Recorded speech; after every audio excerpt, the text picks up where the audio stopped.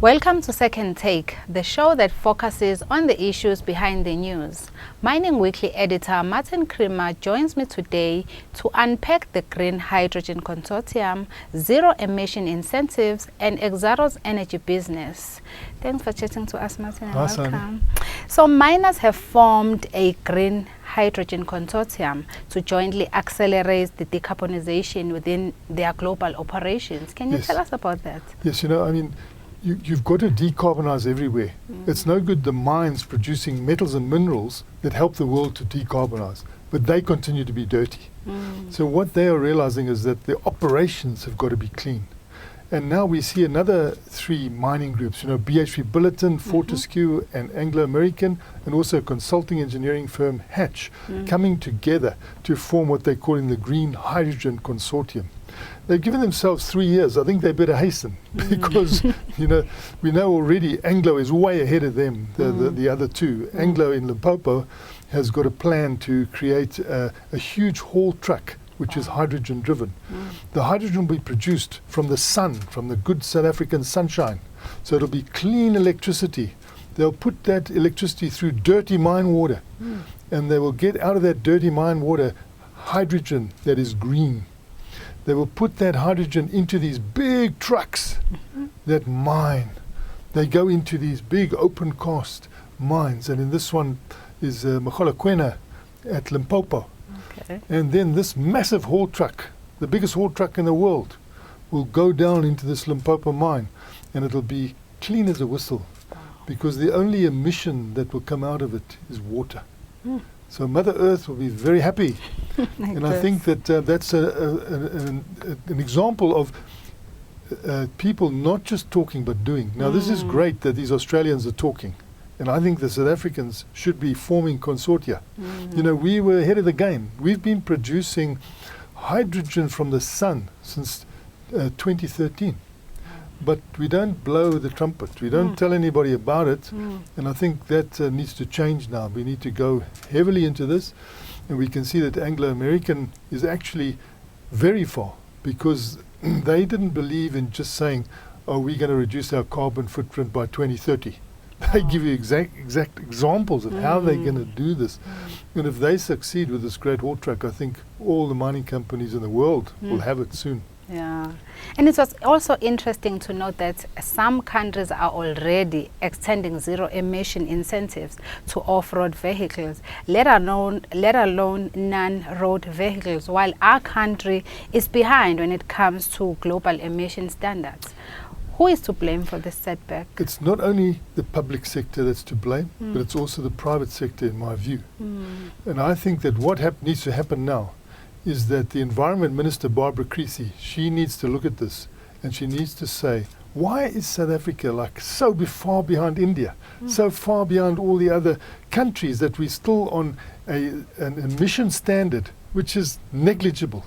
Now I'm talking about when a car drives along and out the back of the exhaust comes these horrible fumes, often with diesel, often with petrol, but they make us sick. I mean, they're talking now about trying to keep us healthy.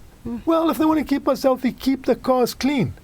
There's no reason why South African vehicles should be driving around and polluting the earth. There's no reason. We are ahead of the game. So we produce cars here. Okay, we produce cars. Why is it that those cars, when they come into our market and we go into the sales room and we buy those cars, why do they not have a catalytic converter inside? Because if they did, it would help this country. Because inside that catalytic converter are platinum group metals. Where are platinum group metals mined? In South Africa. So you would be boosting your own mine industry. Why have you not done this? They should be pinning the politicians up against the wall, but also pinning the private sector up in the wall.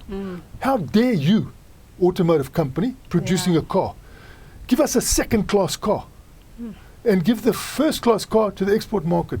When you export that car that you made here, you put a catalytic converter in, because then you can't sell it if you don't. Here, you get away with it, so you get a lower cost. It's at high cost, because it's making us sick. We're breathing in all this muck that they're spewing out, and enough is enough. Not only do we make the cars, We make the catalytic converters here. So why are we not using them? Now, there are other countries that haven't even got that. So the local car manufacturers could be buying those catalytic converters in local currency. Why not? So they're not even going to pay huge amounts to import them or anything like that. They've got no excuse. And they never talk about this. They're talking about electric cars. We're not interested in electric cars at this stage. Clean up your act with the internal combustion engine now. And I think the Minister, Barbara Creecy, has got to enforce this. She's there to make sure this happens. And now we've seen that, like many companies, Exxaro is looking into generating its own power. Tell us how buying the remaining 50% of Synergy will work as a stepping stone of creating an energy business going into the future. Now, Exxaro Minerals is an exemplary company. It is led by Umkolisi Mgojo. He's an exemplary leader. He sees the future. He is a coal miner. He is making money from coal mining. He's also making money from iron ore, which is very useful. But he knows that he's really in the energy business when it comes to coal. He's not necessarily in the coal business. So what he needs to do is start to say, I'm selling energy. And he's selling coal at the moment. But because he's selling energy, he can start selling renewable energy. And he's already producing renewable energy through his 50% ownership of Synergy with Tata. Now he's taken 100% of that, and he's vigorously moving forward to promote this idea of generating energy from South Africa's sunshine, generating energy from South Africa's wind, and putting that clean energy into this economy, which is very, very important. It is no good saying, okay, we must continue to burn coal and give people asthma out in Mpumalanga and living around these big coal-fired power stations. They make you sick, I'm telling you. They put terrible stuff into the air, and they ask for permission to be dispensated from the law. They say, please, we can't obey the law here. It's too expensive. So will you please give us a dispensation? And the previous environmental affairs ministers have said, sure, Eskom, you can have a dispensation. Even though you were making so much money in the past, you can have a dispensation. I think Barbara Creesy's got to say, no more dispensation. You clean up your act. Because just now, when we try and export a product from South Africa, it might be a product in metal that we make in a factory. They're going to say, we're not going to take that product. Why? Oh, you use dirty electricity. You are causing climate change. We're going to have terrible trouble here because you're ignoring what you're supposed to do. So I think in every direction now, and we can start with this health, and we can start with the coronavirus, because you can see what bad health does. And how come, we're saying now, hey, bottle stores, you must close at 6 because we don't want this coronavirus to spread. But we've allowed for years and years companies like Eskom, government-owned, to do what they like, to pollute the air. Even companies like Sasol get away with it. Although they're trying their best now to change it. They must all do their best to change. I don't care whether they talk about funds and hardships. The time has come to do the right thing. Thanks for chatting to us, Martin. It's a great pleasure, Sonny.